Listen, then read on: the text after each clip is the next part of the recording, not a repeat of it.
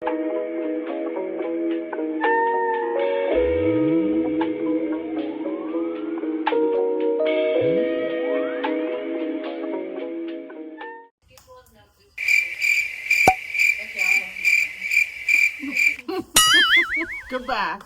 Okay, let me see. Where is he?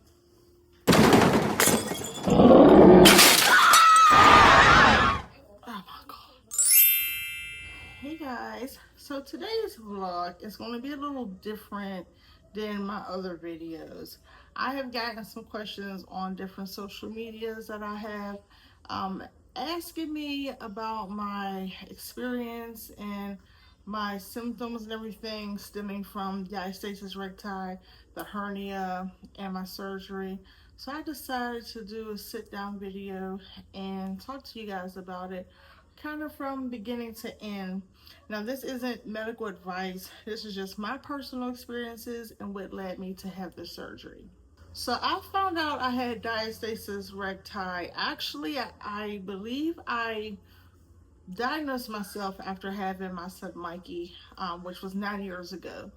And I knew something was a little bit off because I had girls. All my girls, I never had a bulge or nothing of the sort. But once I had Mikey, he was almost a half pound. So he kind of like stretched me out beyond stretchability, if that's even a thing. But I noticed with him, but it wasn't bad. I did get pregnant again and had my second son, and that's when I'm like, something ain't right here. I had my appointment with my PCP. I explained to her my symptoms. She had me lay down and she did the finger test to see how separated my abdomen muscles were. She then sent me to get CT scans. Then she referred me to a plastic surgery inside of the hospital. I went and met with the surgeon. I'll try to pop in some clips and everything over here. He then let me know that I was 6 centimeters separated. I had umbilical hernia that was kind of bad, excess skin, and he then let me know I would have to have a extended tummy tuck, and he would be using biologic mesh to put over top. And they then put in a request for my insurance to cover it. My insurance came back and denied the whole procedure.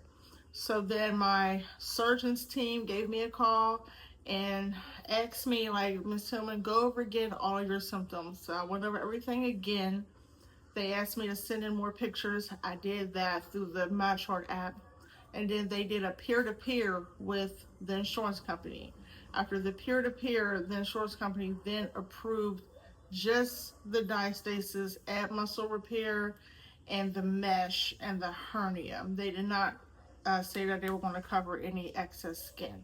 After going back and forth a little bit with the insurance companies, I said, you know what, I just want to get this done. So I stuck with that without the excess skin removal. And as I was waiting on my surgery date, I said, let me look around, because if you're not going to take any excess skin, why not go about this laparoscopically? So I found a doctor closer to me in the same hospital, but it was another hospital closer to me. And he wanted to take a look. He said, come in, I'll do a consultation with you, we'll see what we can do. I went in, he did a consultation, and he pretty much was like, listen, I'm not letting you leave that operating table with excess skin. We'll figure it out. He said he has a wife, and she just had a baby 6 months ago. He said she's going through the exact same thing you're going through, and I'm not going to let you leave the hospital table with excess skin. I was like, let's do this. Surgery was not as bad as I expected it. I went in with the mindset that I probably wouldn't make it out and that my recovery was going to be tragic. I got bilateral injections, pain blockers, so I think that kind of helped the first couple days, but it was not as bad as I expected it to be. I stayed on top of my meds, so that helped a lot. And I just made sure I rest a lot and ate what I was supposed to eat, stayed on top of proteins, my protein shakes, and kept up with my medication. and try not to do too much. I did get up and walk around. I wanted to stay active, but not too active.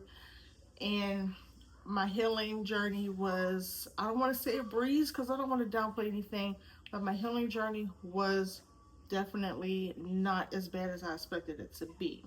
I'm going to go through this in chapters, so hopefully I can get all this in one video. If not, then it'll be split up in different videos. But right now would be chapter 1. And this is before I even know I had diastasis recti. I had 6 pregnancies. I've been pregnant about 8 times, but I had 6 live births. After my last baby, my body just never went back. Like I mentioned before, I have daughters. All my daughters, I was bounce back queen. This time, like my first son, it was like my body was iffy, but this last son, it was my body just gave up. It was just like, oh, girl, what you doing? We can't do this no more. So I knew something was wrong. Then like my belly, after I had Makai, the baby, it just never went back. Like I looked 7 to 8 months pregnant all the time.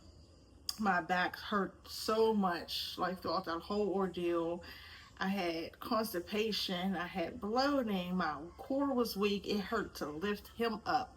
I couldn't even lift him up and like just hold him like you would hold your baby. That was very painful to do. Like I said, I couldn't stand for long periods of times.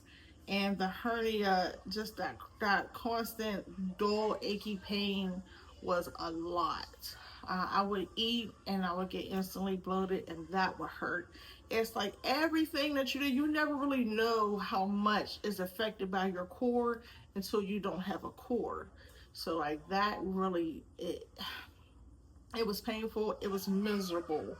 A painful and miserable experience.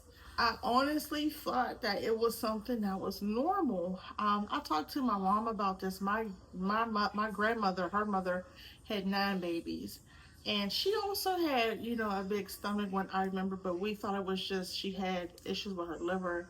But now thinking about like that's probably what was going on. And my mom's like, I've never heard of diastasis recti. I've never heard of anybody going through this. And I'm like, yeah, it is not talked about much, and a lot of people are probably dealing with it and don't know how to fix it or how to go about doing that.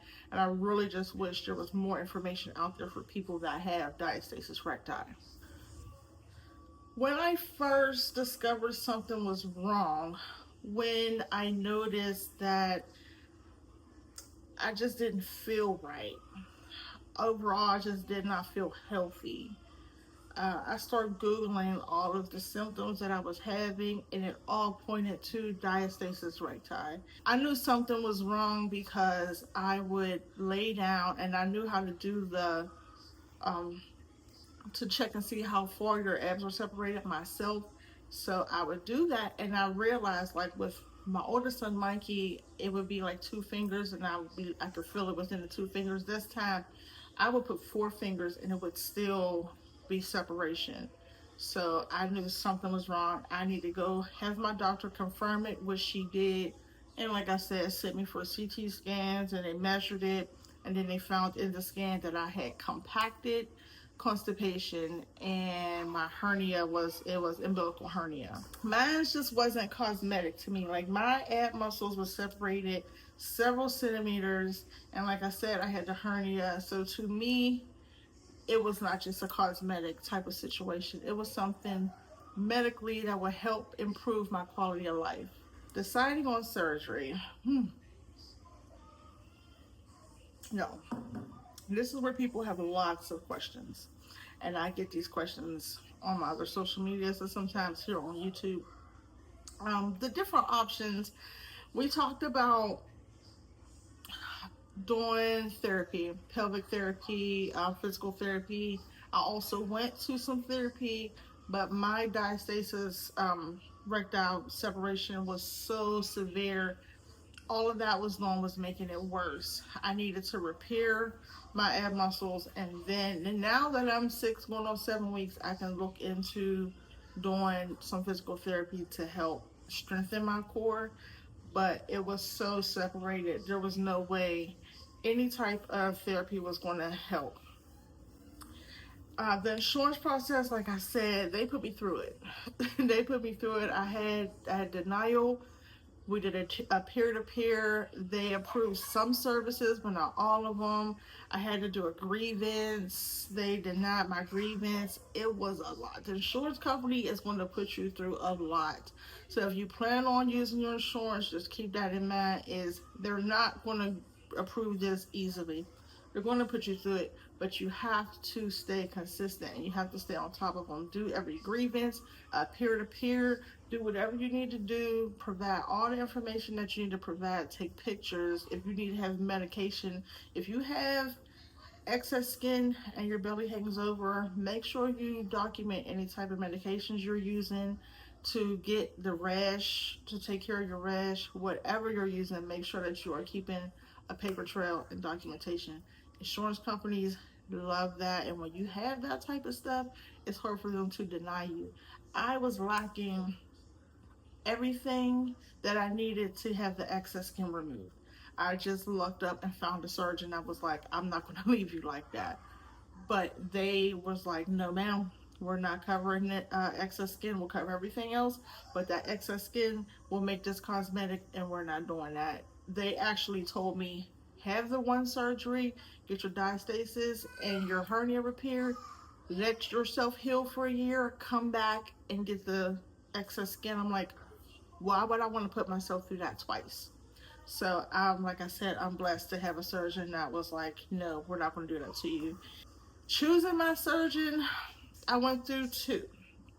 The one guy, he was okay, but his bedside manner was not warm to me. The surgeon that I went with, like I said, he was personable. He told me about his wife having the same situation. I felt comfortable with him, and that's why I chose that surgeon. Leading up to surgery, the fear set in something serious. I would be on TikTok scrolling. I do not recommend, but I would be on TikTok scrolling and I'm seeing people who was botched. I'm seeing people who died. I'm seeing it was just getting closer to that day is when all of these crazy videos just start popping up. I was seeing videos of people saying, I will never get a tummy tuck again. I regret getting my tummy tuck, or I would never do this, I would never do that. And I'm like, oh my God, am I making the right decision? And literally like a couple weeks before, there was a lady who had passed away, and she was so happy. She was documenting her whole journey, and she was so happy about having her mommy makeover. And then the nurses overdosed her basically. And I'm like, her husband was there, and they just, I was just, it was eerily too similar to my situation about like me recording everything. And I was like, this is so scary. I was so ready to call it off, but I didn't. I'm glad I didn't. I'm glad I went through it. I'm religious, so I prayed about it, talked to God, put everything in God's hands, and then went on with my surgery, and here I am today. When it comes down to like the cost of everything, I would say being that everything was covered, I just had to worry about getting things that I needed as far as for recovery. So I wanted to make sure I had my pillows. I wanted to make sure I had um, everything that I would need. The toilet riser, all of that. I wanted to make sure I was able to cover all of that. So every month leading up to my actual surgery day, I'll purchase the main necessity things that I needed. And I'm going to put all of that at the end of this video. Everything that I purchased, things that I didn't need that I purchased, I'll put all that at the end of this video. As far as recovery concerns, I would say I was worried about because I have a little one. I have a 1 year old. So my main concern was me not allowing my family to take over everything, and me trying to do too much. That was one of my main concerns, which I did a couple times. There was a couple times I picked them up and I wasn't supposed to. Yeah, so when you have a little one at home, or you're taking care of a family or taking care of little kids, you have to let your family help. You have to. And they would get on me all the time, like, just let us help. It was hard because I'm used to always doing stuff, and being that person. So having to sit back and let everyone else take over was hard for me. My emotions, like I said, I was definitely scared. I did not think I was going to make it out. I was picturing like stuff that we would be doing leading up to the surgery. We went to Walmart, and in my mind, I was picturing my girls because it was just my girls and the baby, and I'm just picturing them in the store, like taking care of him and doing shopping because I'm deceased. Like these are things that was going on in my head. So the was I scared? Oh yeah, I was scared. I was scared. I was also very excited because I was excited to see this side of me without the big bulge. I was excited to be on the other side of that those symptoms and the other side of that surgery. So I was very excited. And then I went through like a guilt phase because I'm like, what if I don't make it? Like, am I being selfish and wanting to do this for myself so I can feel better? And what if something happened and my kids are left without a mom? Like that guilt, it ate me up. I'm telling you, it ate me up until the day before my surgery when I literally balled everything up and put it in God's hands. I said, I can't. The nervousness as well. I was super nervous. It's so crazy because I was so nervous, like so nervous. And I tried not to let anybody else see how nervous I was. But I was extremely nervous up until that night before when I talked to God. And that next morning, I want to say my nerves settled. But when I got to the surgery center in the hospital, my blood pressure was sky high. Sky high. So I felt like I wasn't as nervous, but I guess my blood pressure told a different story. All right, let's talk about surgery day.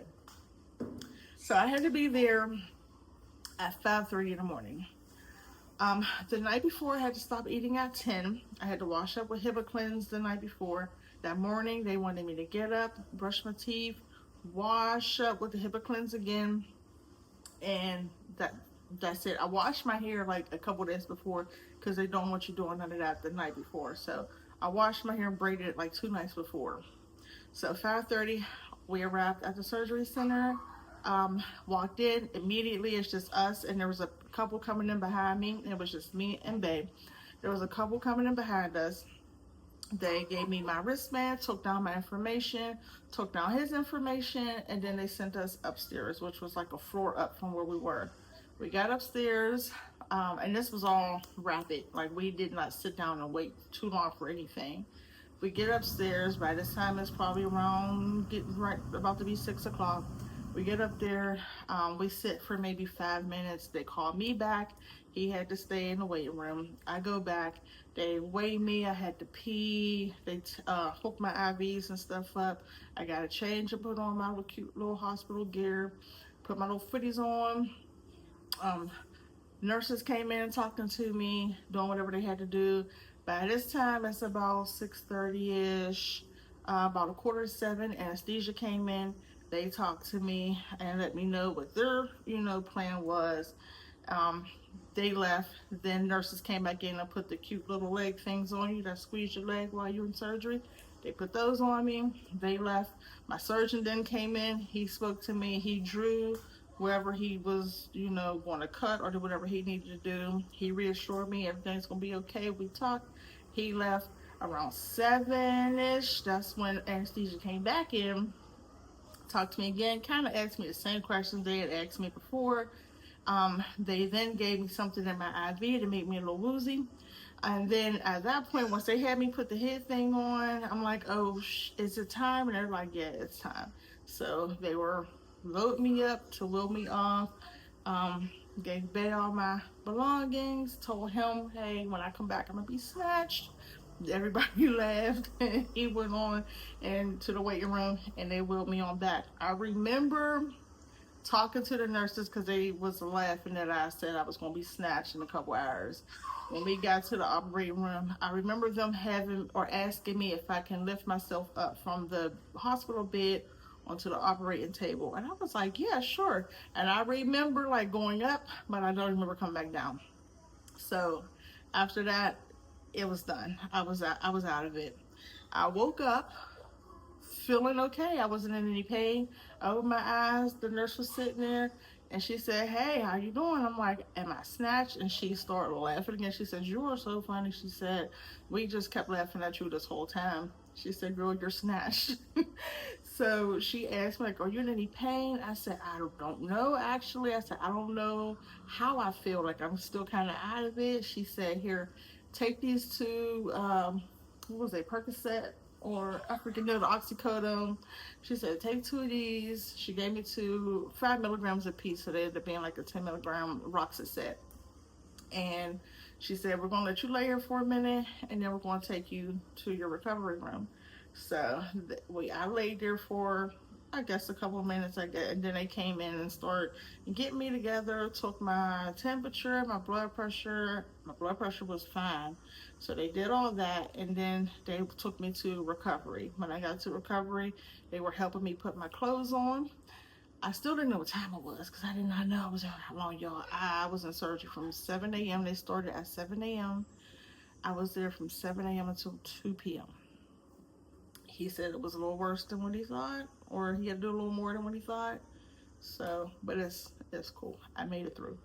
So, after that, Bay had came in. That was my first time seeing him, and we hugged and all that. And he brought me all my stuff. I put all my, they helped me put my rest of my clothes and stuff on. I went in pajamas.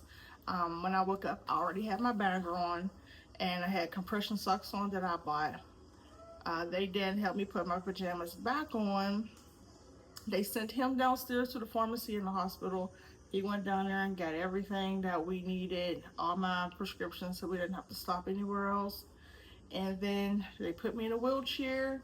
I said bye to everybody, high as a kite, and they wheeled me to the car. I had pillows that I had bought with me because I knew I was going to be uncomfortable on the ride home. So I bought about 4 pillows, the regular little throw pillows, and I had one extra firm one to put like right in front of my stomach when I put my seatbelt on. And that helped a lot. That helped a whole lot. I got home and my family was waiting for me. My mama was here. They greeted me with hugs, and yeah, I remember looking down like, oh, because they did tell me when I was in the hospital about my drains. I was still out of it. So, but when I looked down, I'm like, oh, okay, these drains, they put my drains in my thighs, my upper thighs. That's the one thing that I hate about, or that I did not like about this process, was having the drains in my thighs where he put them. But that was so annoying. They was getting snagged on. It was so annoying. Um, the binder, I was okay with. I felt secure in the binder at first. The binder just started getting uncomfortable to me about a week or two ago, but I could not be without that binder. I needed that binder on all day, every day, all night. I could not take it off. I would try to take it off like to shower, because I was able to shower um, 48 hours after my surgery.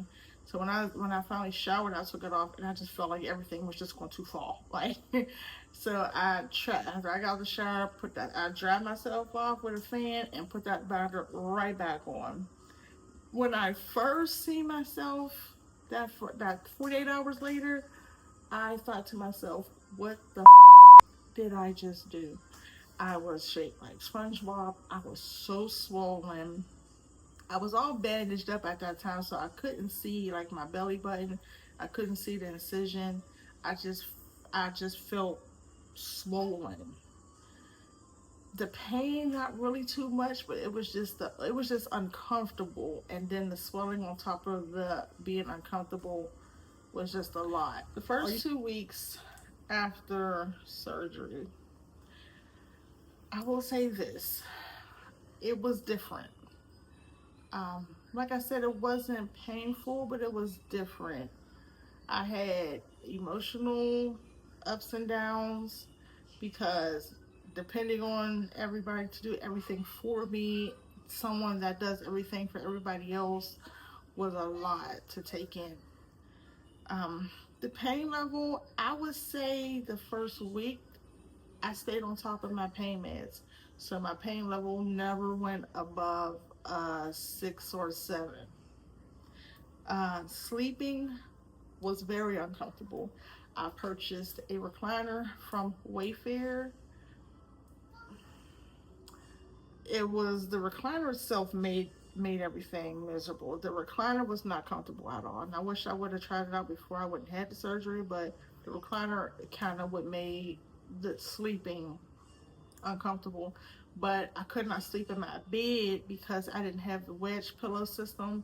I should have bought that, but I got the recliner instead. The wedge pillow system helps you sleep in that beach chair position without rolling over.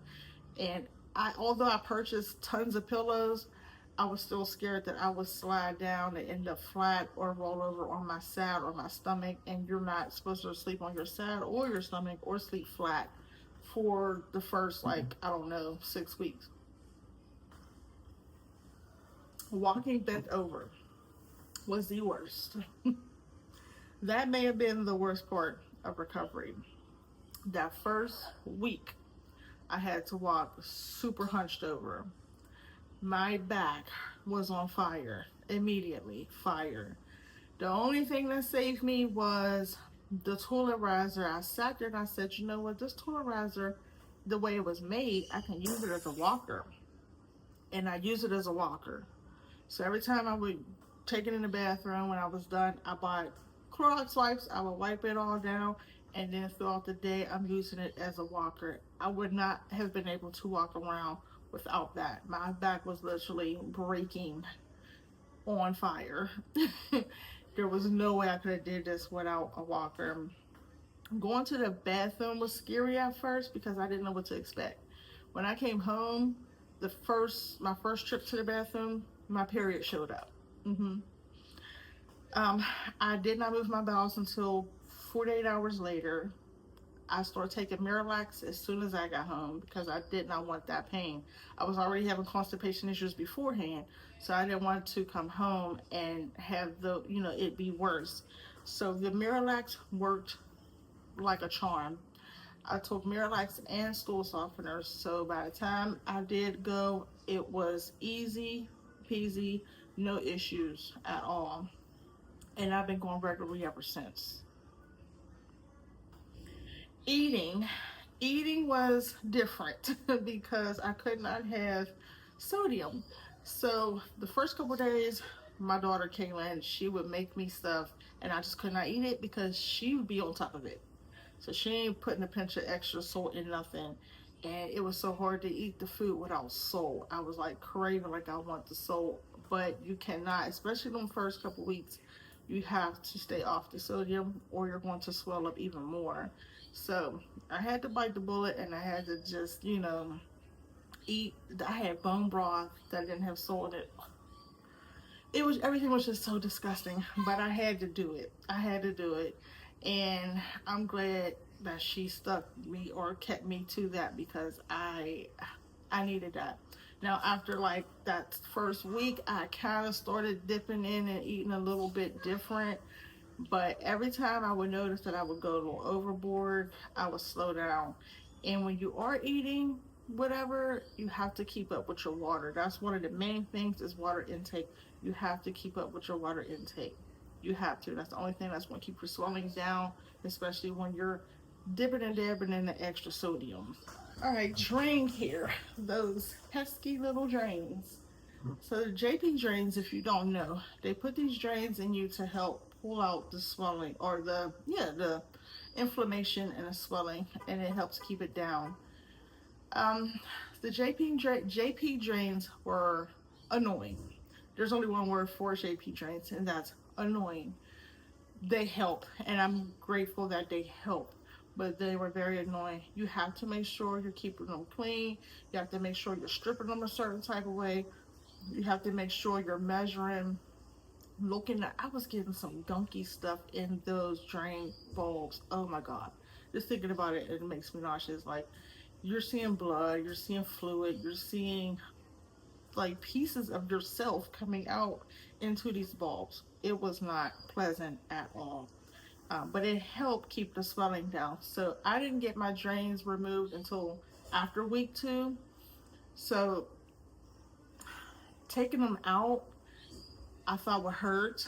I watched so many videos and people talking about how painful it is having JP drains taken out. Well, my experience was not painful at all. She told me to take a deep breath in, and as I was blowing out, she pulled it out. Only thing I felt was a little tug on my where my muscles are. That's all I felt. It didn't hurt at all, not one bit. She put some gauze and some medical tape over top of them. When I came home, I took that off and just put a band-aid on until they healed a little bit more. Well, I kept the band-aid on for maybe 2 days, and then I just let the ear, hit it and heal themselves. So the drain holes pretty much was okay after about 3 days after I had everything taken out. Mentally, I cried quite a few times. It's just something that you're going to go through. Like, I don't even think there's no escaping it, no matter how much help you got. It's just something you're going to go, because you don't see the other end. You don't see light at the end of the tunnel when you're like in the thick of it. So like weeks 2, 3, and 4, like weeks 2 and 3 mainly hit very hard. You don't see no progress. You don't see a snatched waist. You don't see a flat stomach. So you're like, why am I going through all of this? And my stomach's still big, and I'm still bloated, and I'm still boxy, and I'm still, looking crazy. The mental part of it will get to you, especially if you have other things going on in life. You don't really. You're just going through a lot. You're going through a lot, and it definitely will get to you. But I would say take time for yourself. Take a couple moments if you need to.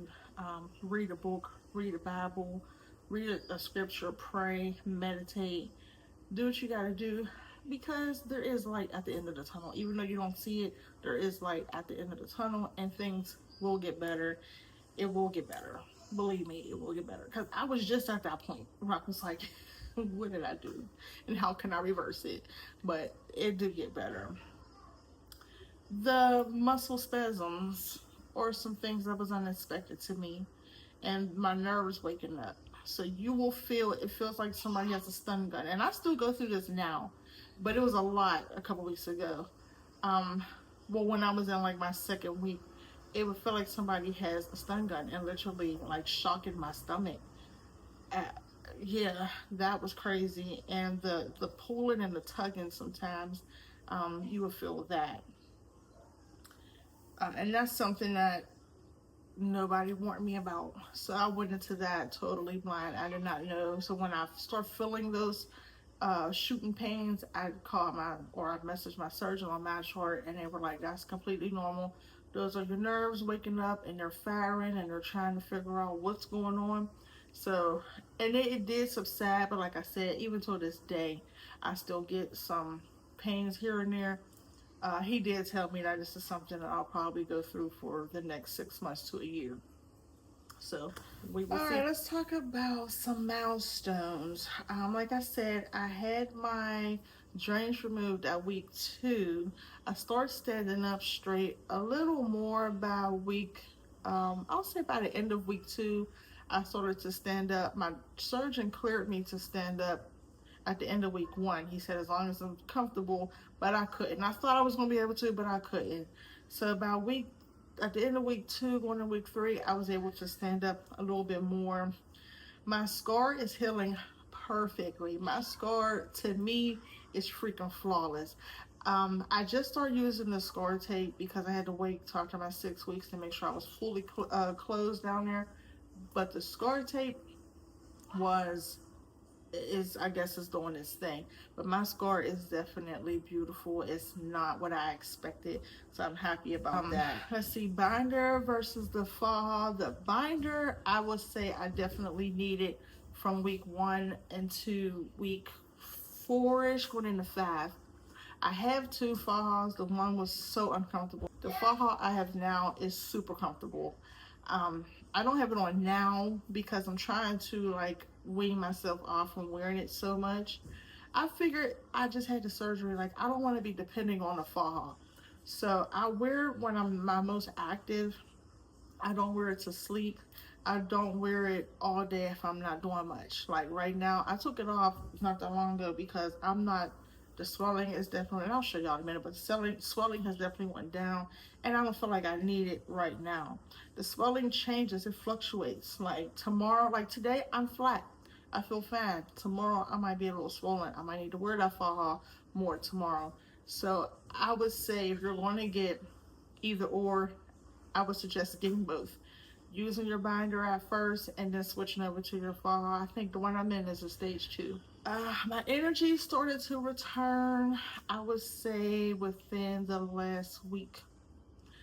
I would push myself before, but your body will let you know when you're doing too much.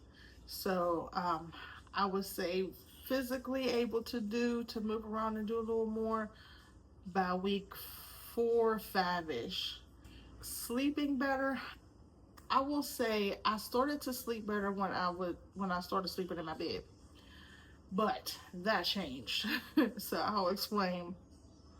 I attempted to sleep in my bed around week 4. I slept so good.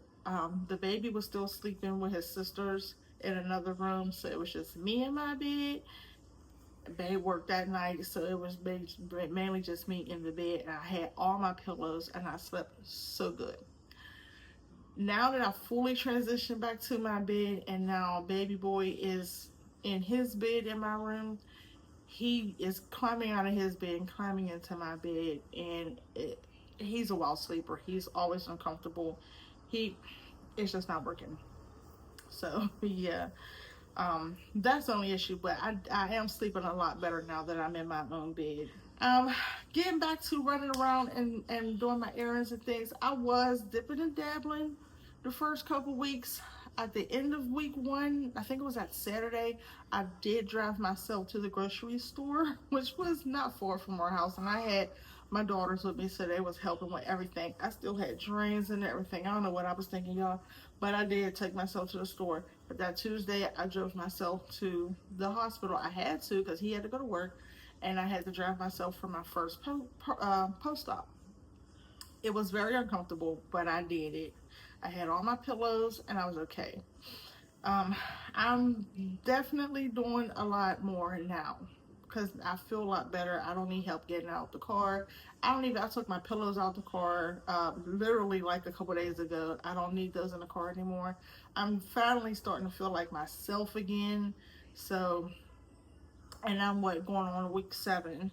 I've been driving, like I said, since the end of week 1. I do not recommend. Don't do what I do because I'm hard headed. Don't do what I do. My surgeon do not know I was driving at the end of week 1. I would not recommend it.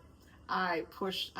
Sometimes I do too much, and at that point I did too much. Even with the housework, I wasn't cleaning or seriously cleaning out week 1 or 2, but week 3 when I still should have been resting, I was up washing dishes. If I would walk in the kitchen and I would see dishes in the sink, I would wash them. My mom would cuss me out, and then she'll call and cuss my kids out like, "Why you get your mom in here washing dishes?" When it's my fault. Like I could have told them to go wash the dishes, but if I see them, I'm just gonna do them. This is something that's how I am. Even as far as lifting, I was lifting baby boy when I should. Well, I didn't pick him up until I think it was around week 3. I did test and then lifted him up. I would not recommend going against your restrictions when it comes to lifting at all. Things I wish I knew. So, one thing that I didn't know, when you go through this, and I don't know if this is with all tummy tucks or just the extended one or whatever, I don't know, but when you get a tummy tuck, you get a mons pubis lift too. Mm-hmm. So I just so happened to be like, noticing my flat stomach, and I'm like, why is my hair? Why do I have hair on my stomach? Yeah, but I noticed, like, why is it like this? So I asked because I'm like, hey, something isn't right, or is it like what happened? And he laughed and was like, he did a whole demonstration on how I'm on a table, like this is a surgery table, and they had to like bend the table like this in order for them to pull one end up and one end down and then do what they need to do. And he was like, yeah. So you kind of got you gotta a lift, a vagina lift. So I was like, oh, I didn't know. And even doing I talked and he was like, it's different. I'm like, is it good or bad? He was like, it's not good or bad. It's just different. Like, it's not the same. So be prepared to go through that. The everyday swelling, I talked about that. And y'all, just so you know, I'm on like chapter 7, but I have everything in my iPad because I don't want to miss nothing. So I'm going off of my notes. But the swelling, back to the swelling, it fluctuates. You're going to have some good days, you're going to have some bad days. You're going to have some good mornings and some bad afternoons, or vice versa. So the swelling is very unpredictable at this stage, and you don't get out of the infamous swell hell, they call it, until about 6 months to a year. So you just got to sit back, buckle up, and go for this ride, basically. I wish I knew how emotional recovery would be. I did see videos and people did warn about that, but I personally did not think it would hit me the way it did. So like I said, I had my moments where I was crying and I'm like, I don't understand what's going on here. So you just have to be prepared for that. Like I said, I don't even know how to get out of that other than praying, talking to God. You know, you're going to go through that. But like I said before, there's light at the end of the tunnel. What you want, baby boy? He came in here to check on me. So I wish I bought. I wish I bought a grabber. I think everything else I got. I didn't. I was cool with. The only thing that I did not have that I really wish I would have was the grabber. And I kept telling myself I don't need a grabber. I got kids.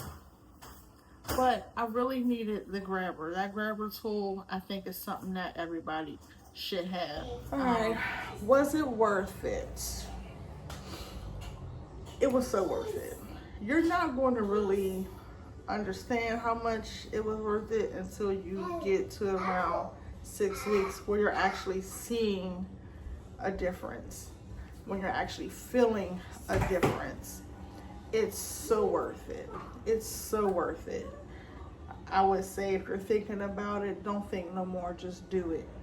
Your confidence is going to skyrocket, y'all. I've been pulling out all my dresses that I ain't worn so long. Even though I really still can't wear them because I'm still wearing compression half the time. But girl, I found some nightgown my mom had bought me, y'all. These cute little. My phone had died, sorry y'all. But I was talking about the nightgowns. Yeah, my mom had bought me some really cute nightgowns. They're little slit up. They're like satin. I could never wear them, y'all. I wore them one last night. Cute. Like I'm starting to wear my shirts that I couldn't even wear t-shirts. That's how bad it was. My t-shirts would make me look like I'm pregnant. Like I'm able to wear my t-shirts, my tank tops again without a big bulge. Like your confidence will shoot straight up. Straight up.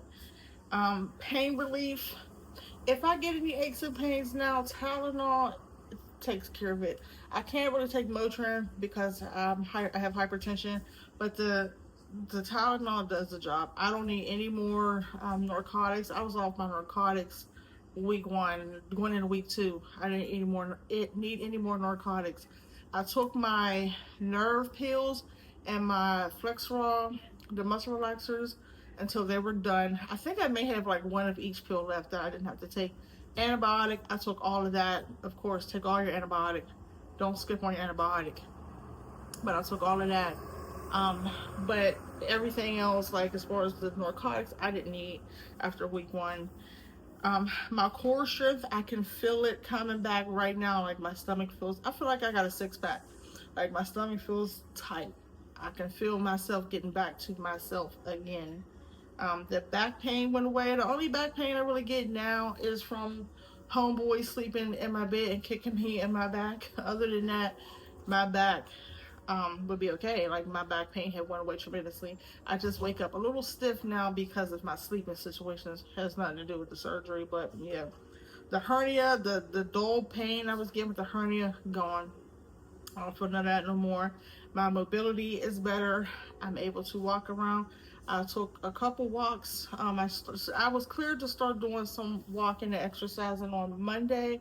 So every day, me and baby boy was out there walking, and I wasn't having any issues. I was able to walk without being super tired, without my legs hurting or my back hurting. When I look in the mirror, I see Crissy. I see, I don't see the lady that just carried 6 kids. I see me again, and that's major. That's major. Would I do it again? Hell yeah, I would do it again. Like I said, there are a couple things I may tweak here and there, but this is my first time living, so it is my first time ever going through something like this. Yeah, I would do it again in a heartbeat. All right, some last few questions that people ask. Does it hurt? It's more uncomfortable than it does hurt. Can you stand up? You can stand up once you feel like you're able to stand straight up without it pulling and tugging, but don't force it. Um, how long until driving? My surgeon wanted me to wait until after I was off narcotics. Like I said, I was off narcotics about week 2. That weekend, I was definitely driving. Can you pick up kids? No. Do not pick up anything over 10 pounds. If you have a little baby, a newborn, sure. But if you have a toddler running around, no, you can't pick up anything over 10 pounds.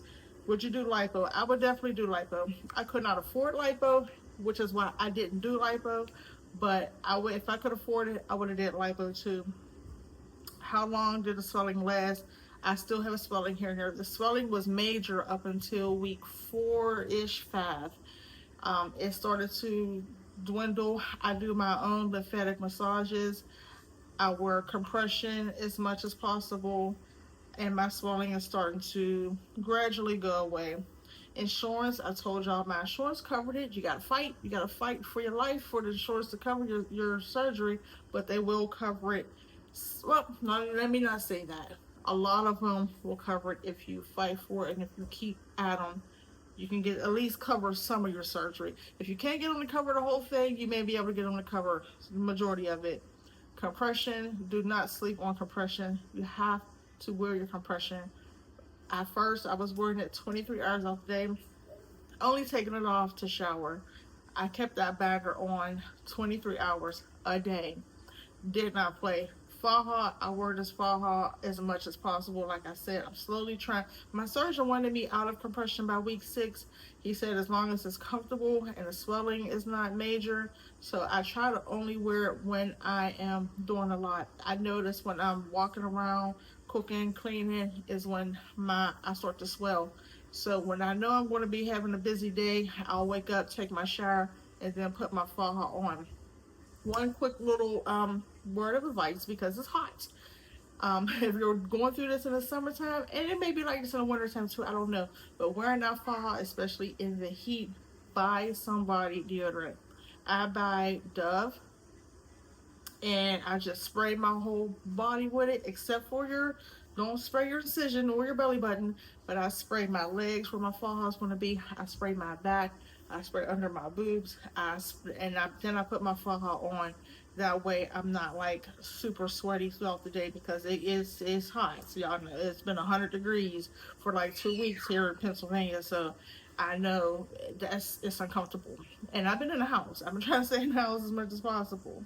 My scar, I'll revisit my scar again, and I'll show y'all pictures. My scar, I think, is healing perfectly. I'm so glad it sits where it sits, even because I have a Fleur-de-Lis. They cut you from one end to the next, and then they cut up a little bit, and then they pull everything down. My scars are beautiful. You really cannot see them. I was expecting something different, I think, but when he took my steering strips off, they were like black, and I believe that was just like scab, I guess. But once that went away, you can't even see the scar. It's gonna be flawless. All right, y'all. So I know this video was long, but I wanted to make a video I wish I'd seen before I had the surgery. If you are considering this procedure, I hope hearing my real life experience helps you. If you have any questions that I did not answer, leave them below, and I'll be sure to get to you, and I'll probably do a part 2. With all that being said, y'all, like, comment, and subscribe, and thank you so much for coming along with me on my journey, and I'll see y'all on the next one. I knew something would appear while editing this video, so I'll see y'all on part 2.